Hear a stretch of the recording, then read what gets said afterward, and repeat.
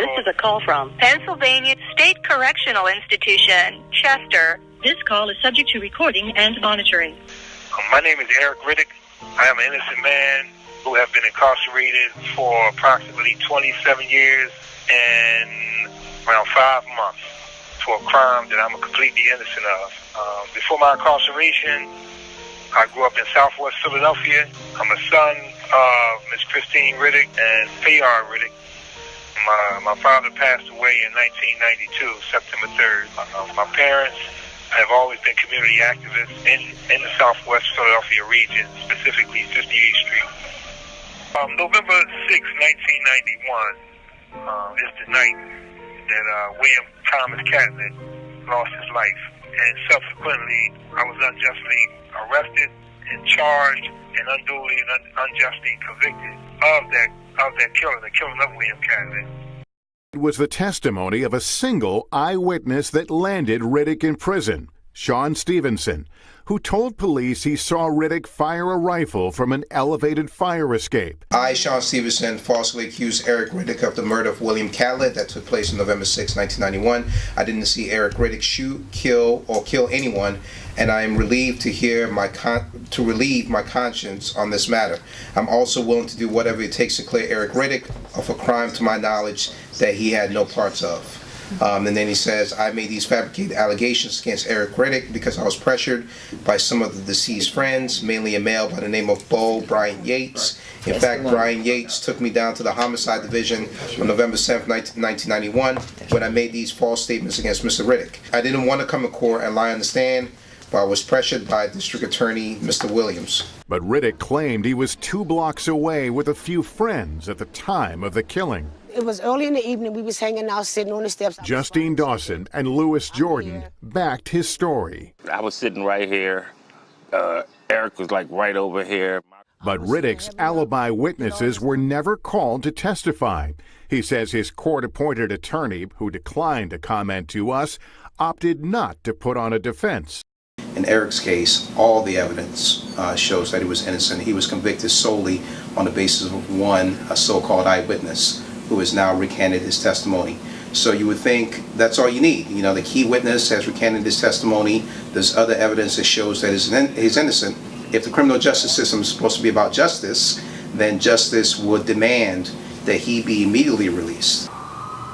The most important thing is the forensic proof. That is science. That's undeniable.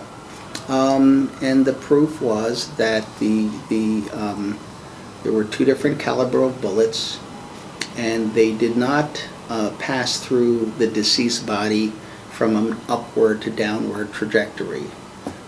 They were horizontal or upward in trajectory, which is completely the opposite of the testimony. And then the court hires a forensic expert years later, whose opinion is Eric Riddick did not fire the weapons that killed the deceased. I'm not a lawyer. I don't pretend to be a lawyer, but I have common sense, and I can comprehend very well. So if something, this is the facts, not my facts or my son's fact. This is the facts based on ballistic report, medical examiner's report, and forensic report. And that's really the issue. Is there evidence that he's guilty? The answer is no. Whatever evidence was presented is refuted, both in terms of affidavits, eyewitness, recanting, and science. The world needs to know that you got a man that's incarcerated, can do a lot of good. Like, he helps me work through certain things that, made me who I am. Like, I went through a hell before I met him, while he's going through a hell, and it just brought us together where we made our own paradise. Overall, everything, you here and I'm here, so that's it. Our wedding day, although it took place in a prison,